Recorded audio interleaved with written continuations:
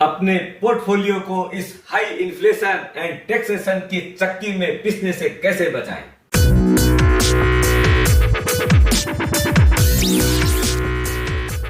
सुप्रभात दोस्तों, आप सभी का एसके हेल्थ एंड वेल्थ में स्वागत है।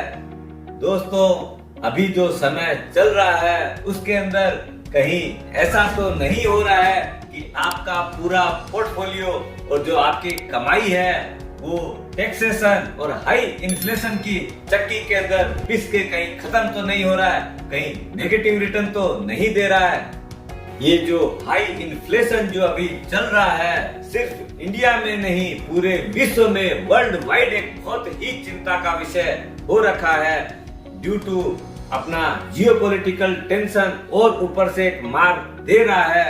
इधर में क्रूड ऑयल जो है वो एकदम जल रहा है। ये दोनों चीज मिलके लोगों को रातों की नींद हराम कर रखे हैं कि कैसे आगे जाके सरवाइव करेंगे या कैसे चीजों को सही रखें। जब तक अपना पोर्टफोलियो मिनिमम 6 से 6.5% से ऊपर अगर नहीं कमाई करता है तब तक अपने नेगेटिव रिटर्न की जोन में रहते हैं, क्योंकि इन्फ्लेशन ही 5-6% का हो रखा है, टैक्स ऊपर से लगता है। आप देख रहे होंगे कि अभी जैसे बैंकों में एफडी की रेट आपका 4 से 5% हो गई है, तो आप सोच के देखिए कि आपका रुपया खत्म हो रहा है। भले आपको लगता है कि मेरे को 4-5% तो ब्याज आ ही रहा है, लेकिन एब्सोल्यूट रिटर्न अगर देखने जाएंगे तो आपको नेगेटिव रिटर्न आ रही है। दोस्तों, पहले तो ये कोविड आया, इसमें 2 साल खराब हो गए अपने। अब ये जियोपॉलिटिकल टेंशन जो रशिया और यूक्रेन का जो चल रहा है उसके अंदर सबसे बड़ी प्रॉब्लम कहाँ आ रही है। एक तो क्रूड का दाम बहुत बढ़ गया, दूसरा क्या है कि अपना जो सप्लाई चेन होती है ना वो बहुत डिस्टर्ब हो गई है।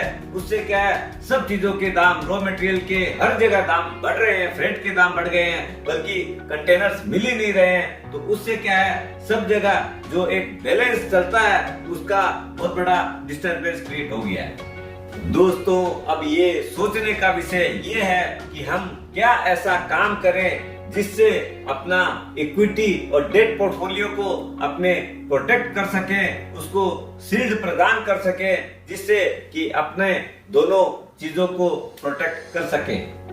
इस गंभीर विषय के ऊपर चिंतन करते हुए क्या अपना ऐसा क्या काम करें जिससे अपना इक्विटी एंड डेट पोर्टफोलियो को अपने प्रोटेक्ट कर सके, उसको शील्ड प्रदान कर सके।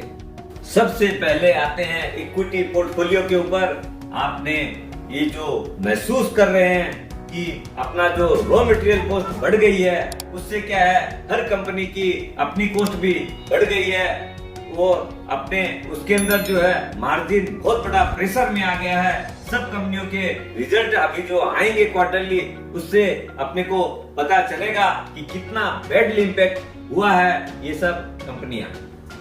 इस चीज से बचने का सबसे बढ़िया और एकमात्र उपाय है कि अपने को वेल डाइवर्सिफाइड पोर्टफोलियो रखना है, जिससे वो एक नेचुरल हेज का काम करेगा। क्यों कि बहुत सारे सेक्टर ऐसे हैं जो कि रिजल्ट अभी भी उनके ठीक ठाक आएंगे या अच्छे आ सकते हैं, और बहुत सारे सेक्टर ऐसे हैं जिनके रिजल्ट बहुत बुरी तरीके से खराब होने वाले हैं। दोस्तों, इस बात के लिए सबसे ज्यादा जरूरी है कि अपने लीडर्स के साथ रहें जिनकी नोट वैल्यू बहुत अच्छी है, जिनके पास प्राइसिंग पावर है, जो अपनी जैसे ही उनकी कॉस्ट बढ़ती है वो लोग अपने जो प्राइस इंक्रीज हुई है उसको अपने कस्टमर को पास ऑन कर सकते हैं। ऐसी ही कंपनियों को अपने पोर्टफोलियो में रखना है। हर मनुष्य सबसे पहले जब कॉस्ट कट करता है तो नॉन डिस्क्रिशनरी जो आइटम है, नॉन एसेंशियल जो आइटम्स है, उसकी ही कॉस्ट कम करता है। क्यों कि आदमी को जो एफएमसीजी का सेक्टर है, जैसे समझ लो जो रोटी दाल चावल जो है वो तो चाहिए ही, इसलिए ये लगता है कि अपने को ब्रिटानिया जैसी जो कंपनी है वो लेस इम्पैक्टेड रहेगी, इसलिए इस टाइप की कंपनियां को अपने पोर्टफोलियो में रखना चाहिए। नेक्स्ट जो सेक्टर आता है वो कमोडिटी का आता है। अब जैसे ऑयल मार्केटिंग कंपनियां हैं, पीएसयू कंपनियां हैं, ये सब क्या है, गवर्नमेंट की बंदिशता की वजह से इन लोग बहुत सारी जो चीजें हैं उन लोग पास ऑन नहीं कर पाते हैं कस्टमर्स को, इसलिए क्या है उनका मार्जिन बहुत कम हो जाता है, वो इम्पेक्टेड होना ही है। अपने को इस मामले में प्राइवेट सेक्टर जो है वो फिर भी पास ऑन कर पाता है। तो इन डिफिकल्ट परिस्थितियों में एक कंपनी जो बहुत अच्छी लगती है वो है हिंडाल्को, जो कि आप देखे होंगे इतनी बुरी परिस्थितियों में भी, इतने करेक्शन के बावजूद भी वो काउंटर स्टैंड है। क्यों? कि उनके पास बहुत अच्छा मोट भी है और प्राइसिंग पावर भी है। तीसरा एक सेक्टर आता है वो है रियल एस्टेट का जो इनकम जनरेटर जो कंपनियां हैं, जैसे जो रीट्स बोल के जो नया एक सेक्टर अपने को मिला है, ये ऐसी कंपनियां हैं जो 3 कंपनियां लिस्टेड है। उसके अंदर क्या है कि उन लोग को अपना एक फिक्स्ड रेंटल इनकम तो आती ही है और एक कैपिटल एप्रिसिएशन भी मिलता है, और जो रेंट है वो भी इन्फ्लेशन रिलेटेड रहता है, जिससे क्या है कि जब इन्फ्लेशन बढ़ता है तो उनकी इनकम भी बढ़ती है। और ये कंपनियां अपना जो भी इनकम आई, मतलब जो रेंटल इनकम आई प्लस जो कैपिटल एप्रिसिएशन होता है, उसको एज ए डिविडेंड डिस्ट्रीब्यूट करती है। आज के दिन उन कंपनियों का यील्ड जो है 5 से 6% कहीं नहीं जा रहा है, इसलिए इन सब कंपनियों में भी आप इन्वेस्टमेंट का सोच सकते हैं, उनमें इन्वेस्टमेंट कर सकते हैं। अब इक्विटी से शिफ्ट करते हैं फिक्स्ड इनकम वाले पोर्टफोलियो के ऊपर। दोस्तों, ये एक बहुत ही दुख का विषय है कि आपने देखा होगा किस तरीके से लास्ट 3-4 साल के अंदर जो फिक्स्ड इनकम के ऊपर जहां कहां अपने को 9% प्लस की रिटर्न आराम से आती थी, जो अब घटकर 4.5-5% पे आ गई है। तो एक बहुत बड़ा पिंच आ रहा है फिक्स्ड इनकम वाले लोगों के ऊपर। लेकिन आज की परिस्थितियों में अपने को इस बढ़ते हुए इन्फ्लेशन के अंदर क्या अपने का पोर्टफोलियो स्ट्रेटेजी रखनी चाहिए, उसके ऊपर बात करते हैं। चूंकि आज की परिस्थितियों में फिक्स्ड इनकम वालों का रिटर्न नेगेटिव चल रहा है, तो अपने को अब जो भी इन्वेस्टमेंट करें वो शॉर्ट टर्म का करें। क्यों? कि अब जो है मोटा मोटी अपने जो बॉटम साइकिल के ऊपर आ गए हैं। अब लग रहा है कि इंटरेस्ट रेट और यहाँ से घटनी नहीं चाहिए, तो अपने को अब जो भी इन्वेस्टमेंट करें 2 या 3 साल की ही एफडी करें, बहुत ज्यादा लंबे पीरियड की नहीं करनी चाहिए। क्यों? कि उसके अंदर आपको जब इंटरेस्ट साइकिल रिवर्स होगा तो उसका बेनिफिट मिलना शुरू हो सकता है। इसलिए अभी अपने शॉर्ट टर्म की ही काम करेंगे, इन्वेस्टमेंट करेंगे। जब शॉर्ट टर्म की एफडी करनी हो 2-3 साल की, तो अपने सेफ एंड सिक्योर्ड में, जैसे एचडीएफसी हो गई, बजाज फाइनेंस है, आपका श्रीराम ट्रांसपोर्ट है, इन सब कंपनियों की भी एफडी कर सकते हैं 2-3 साल की। कहीं नहीं जानी है, सब कंपनियां, सब दोनों AAA रेटेड कंपनियां हैं।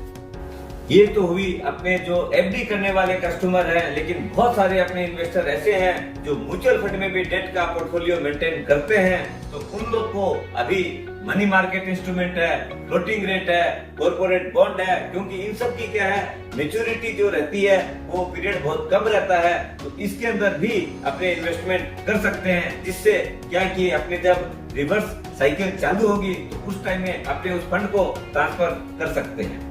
दोस्तों, आज की परिस्थिति में अगर फिक्स्ड इंस्ट्रूमेंट का अगर कोई सबसे बढ़िया अगर कोई इंस्ट्रूमेंट सामने में आ रहा है, तो वो एक ही नाम आता है, वो है रिजर्व बैंक का जीओआई बॉन्ड्स। ये इसका कहीं सेफ्टी में हो, इंटरेस्ट के मुकाबले में हो, कहीं कोई दूसरा इंस्ट्रूमेंट अवेलेबल ही नहीं है मार्केट के अंदर। इस बॉन्ड के कुछ फीचर्स आपको बताता हूँ। इसका नाम ही है आरबीआई फ्लोटिंग रेट बॉन्ड। चूंकि आरबीआई का है इसलिए 100% सिक्योर्ड है, सोवरेन गारंटी के साथ। और दूसरा क्या है, फ्लोटिंग रेट होने से क्या है, इसके अंदर जब इंटरेस्ट रेट बढ़ेगी तो ऑटोमेटिक आपकी इंटरेस्ट रेट बढ़ जाएगी, आपको कुछ करना ही नहीं है। क्यों? कि इसकी इंटरेस्ट रेट जो है हर 6 महीना पे गवर्नमेंट सेट करती है, रीसेट करती है। और वो जो रेट है वो भी क्या है, जो पोस्ट ऑफिस के एनएससी की जो रेट रहती है उससे 0.35% ऑलवेज ज्यादा रहनी है।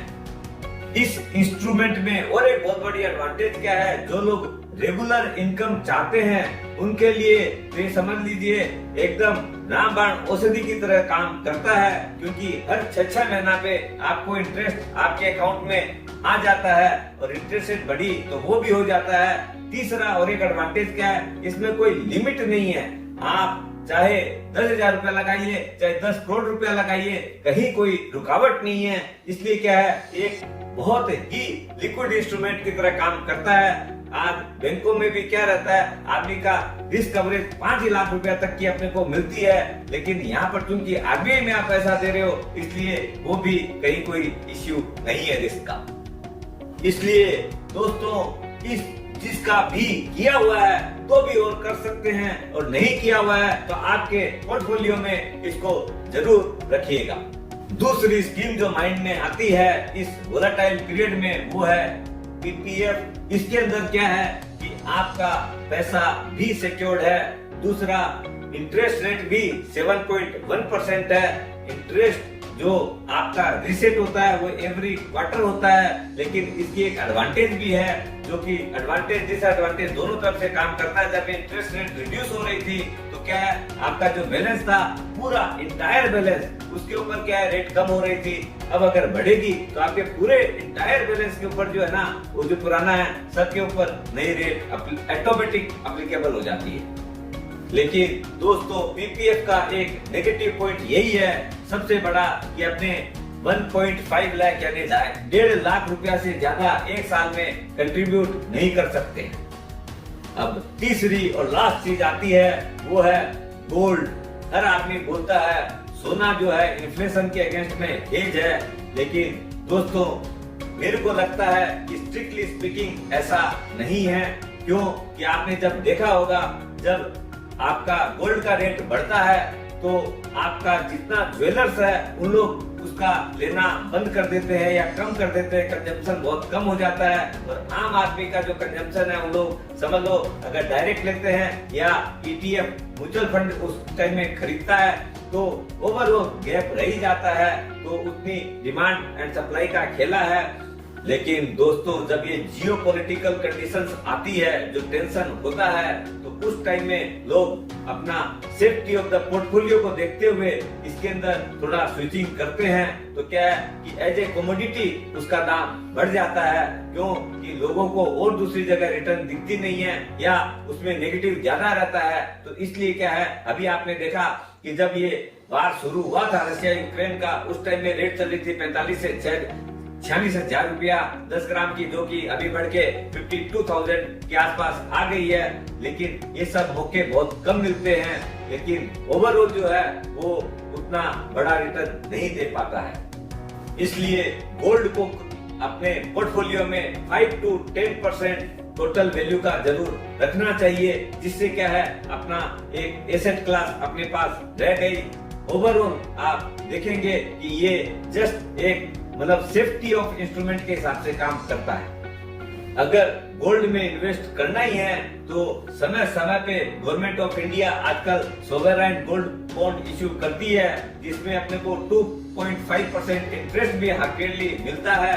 इससे बढ़िया और क्या होगा कि गोल्ड में इन्वेस्टमेंट भी हो गया, उसका जो एप्रिसिएशन मिलता है वो अपना है ही, और प्लस 2.5% का ब्याज भी अपने घर में आ जाता है। दोस्तों, आपने एक चीज मार्क की होगी, हिस्ट्री अपने आप को रिपीट करती है। मैं आपको एग्जांपल देता हूँ, 1960, 61, 1973, 74, 1980, 81, 1991, 92, 2000 में कारगिल वार, 2008-9 के अंदर फाइनेंशियल क्राइसिस, और उसके पहले वाले जो है उसके अंदर गल्फ वार हुआ था, ईरान और कुवैत का वार हुआ था। इधर में अभी आपका समझ लो 2020 के अंदर जो है कोविड आ गई। तो हर 10 साल के अंदर जो है ना कोई घटना घटती है। तो अभी अपने समझ लो लास्ट हुई थी 2000 फाइनेंशियल क्राइसिस 2008-9 के अंदर, अभी हुआ 2020 के अंदर। तो अब लगता है ये जब अपना क्रॉस ओवर करेंगे सिचुएशन का, तो अगले हो सकता है 7-8 साल अपने को बहुत अच्छे मिलने वाले हैं। इसलिए 10 के रुपयों को रखिए और अपना पोर्टफोलियो इस ढंग से बिल्डअप करिए कि अपना उसके अंदर सेफ एंड सिक्योर रहे। दोस्तों, ये हर 8-10 साल में एक मौका मिलता है। अगर हिस्ट्री अगर अपने आप को रिपीट करती है तो आप देखिएगा कि अपने को अब ये जो पेन है, हो सकता है 2-4-6 महीने का पेन है, तो इस पेन को आप झेल लेंगे तो बाद में आप देखिएगा आपको 7-8-10 साल और मिलने वाले हैं ग्रोथ के। इसलिए खूब जम के अपना सेविंग करिए और पोर्टफोलियो को बढ़ाइएगा। स्वस्थ रहिए, मस्त रहिए और अपने इन्फ्लेशन से प्रोटेक्ट करिए।